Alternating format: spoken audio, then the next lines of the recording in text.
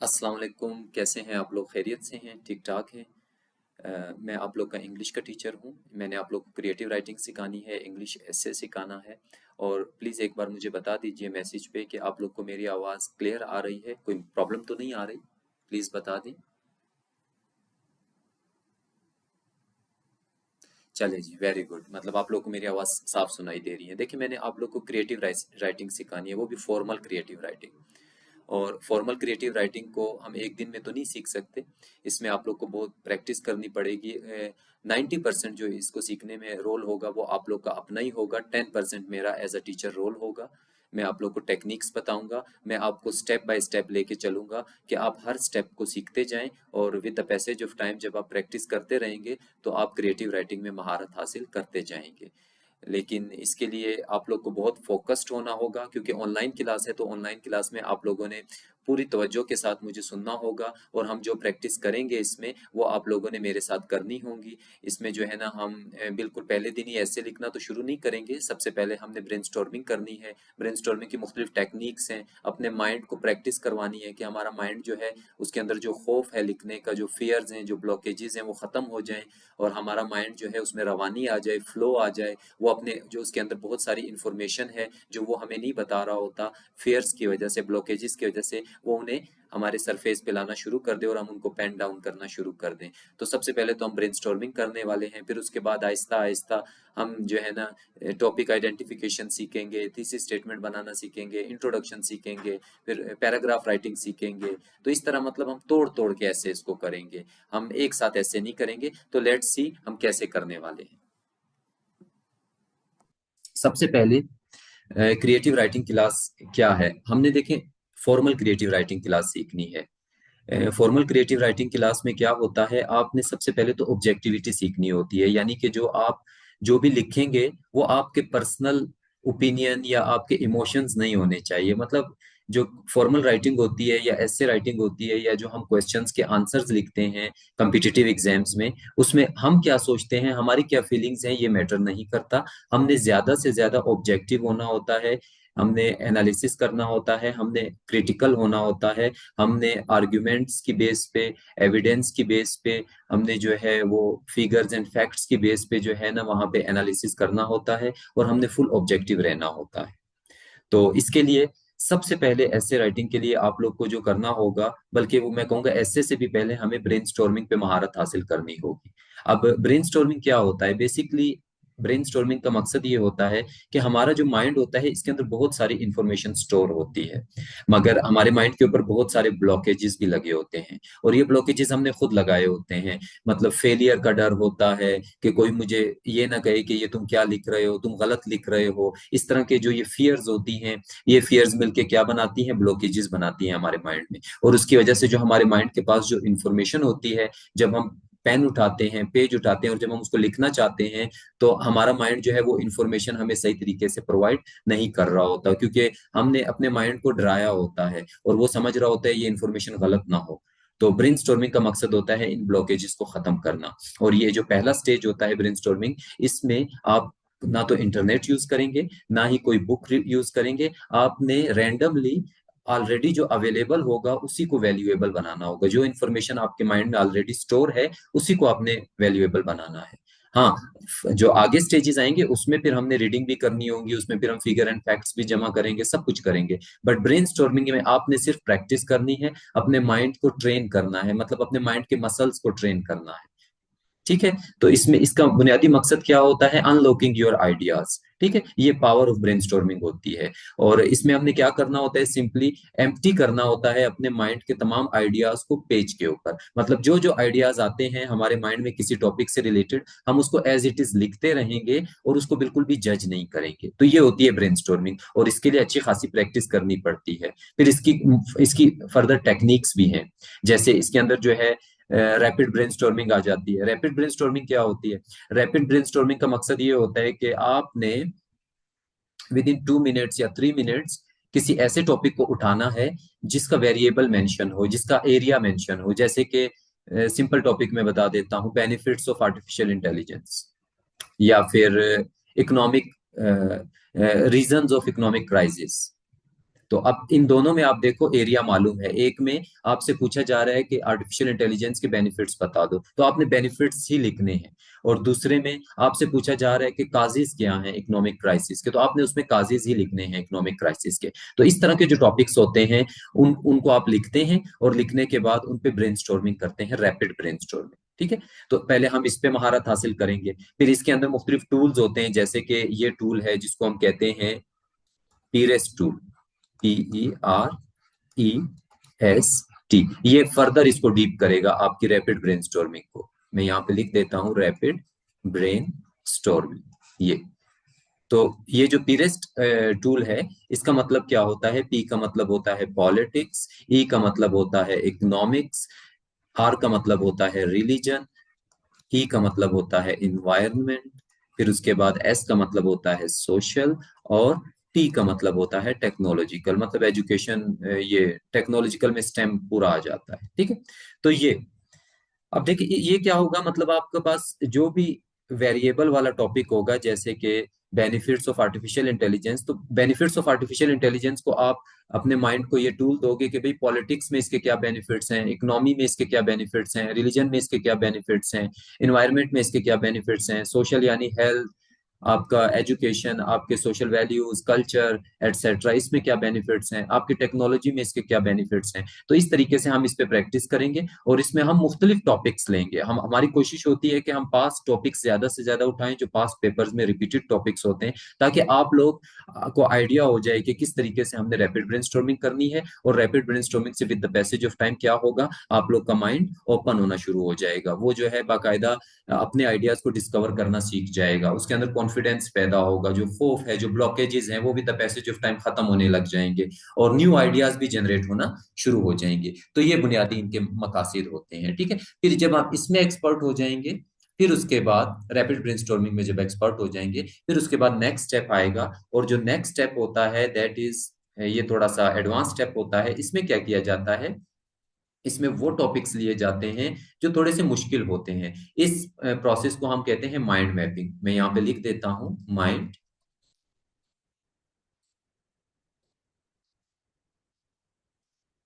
Mapping. समझ आ रही है ना आप लोग को? एक बार मुझे आप लोग बताएं, मैसेज में बताएं, आर यू गेटिंग इट? चले जी, वेरी गुड। तो माइंड मैपिंग होती है। ठीक है। माइंड मैपिंग फिर मैं आप लोग को सिखाऊंगा with the passage of time. Mind mapping में क्या होता है कि हम अपने मेंटल विजुअल पावर को यूज करते हैं, हम थोड़े से कॉम्प्लेक्स टॉपिक्स को, थोड़े कंफ्यूजिंग टॉपिक्स को जो है ना, उनके वेरिएबल्स बनाते हैं, उनके एरियाज बनाते हैं। यानी इसका बुनियादी मकसद क्या होता है? To make variables. इसको फिर हम डिटेल में करेंगे, आज तो मैं सिर्फ आप लोग को बता रहा हूं कि हमने क्या करना है अपनी क्लास में। टू मेक वेरिएबल्स, या इसको आप सिंपल कर दो, to make areas of topics. ठीक है। वो टॉपिक जिनके एरियाज नहीं होते हैं, जो थोड़े कॉम्प्लेक्स आपको लग रहे होते हैं, जैसे नॉलेज इज पावर, आप इसमें परेशान होंगे कि इसमें क्या लिखना है। इसी तरीके से आपके पास ओपन एंडेड टॉपिक आ जाता है, जैसे जेंडर इक्वालिटी।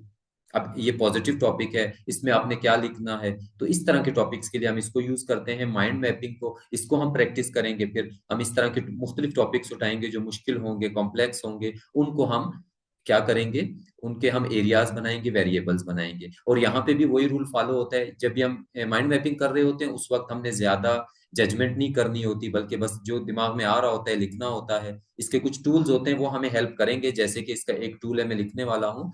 इस टूल का नाम है 5W। 5W इसको कहते हैं, और 1H कहते हैं। यानी 5W क्वेश्चंस होते हैं इसके अंदर, और 1H क्वेश्चन होता है, जैसे who, why, where, what, when और हाउ, ये इस तरह के क्वेश्चंस। और इसके अंदर फिर जो है ना, एक और टूल्स भी होता है जिसको हम कहते हैं कोर फैक्टर्स। इसको इस्तेमाल करेंगे इस तरह के कंफ्यूजिंग टॉपिक्स के लिए। इसमें फिर हम लोग जो है ना टॉपिक आइडेंटिफिकेशन सीखेंगे, यानी कि यहाँ पे हमने क्या सीखना होगा, टॉपिक आइडेंटिफिकेशन। इसके लिए प्रैक्टिस करनी पड़ती है, मैंने आपको पहले बताया है। क्रिएटिव राइटिंग में 90% आप लोगों ने खुद प्रैक्टिस करनी है, 10% मैं आपको इस तरह की टेक्निक्स बताऊंगा और प्रैक्टिकल करके दिखाऊंगा, और आप लोग की हेल्प करूंगा इवेल्युएशन में। तो ये टॉपिक आइडेंटिफिकेशन ये आपने सीखनी होगी। इसके लिए हमें बहुत सारे टॉपिक्स को जो है ना डाइसेक्ट करना होगा, हमें जो है ना उनको समझना होगा, डिकोड करना होगा, उनके एरियाज बनाने होंगे, कॉम्प्लेक्स टॉपिक्स होंगे। हम पास्ट पेपर से जितने ज्यादा हो सकेंगे टॉपिक्स को लेंगे। उसमें फिर पॉजिटिव टॉपिक्स होते हैं, नेगेटिव टॉपिक्स यानी प्रॉब्लम्स होती हैं, गोल्स होते हैं, इसके अंदर स्टेटमेंट टॉपिक्स होते हैं, ओपिनियन बेस्ड टॉपिक्स होते हैं जो आपसे पूछा जाता है, यस और नो इस तरह के, या फिर वो आपको दो चीजें देता है, जैसे एआई अ ट्रीट और अ ट्रैप, इस तरह के मतलब टॉपिक्स होते हैं। तो मुख्तलिफ किस्म के टॉपिक्स होंगे, knowledge is power, artificial intelligence has over stepped it's bound, इस तरह के मुख्तलिफ टॉपिक्स होंगे। उनको हमने आइडेंटिफाई करना सीखना होगा। अभी तक हमने ऐसे राइटिंग स्टार्ट नहीं करनी, पहले हमने अपनी बेस बनानी है कि हम अपने माइंड को,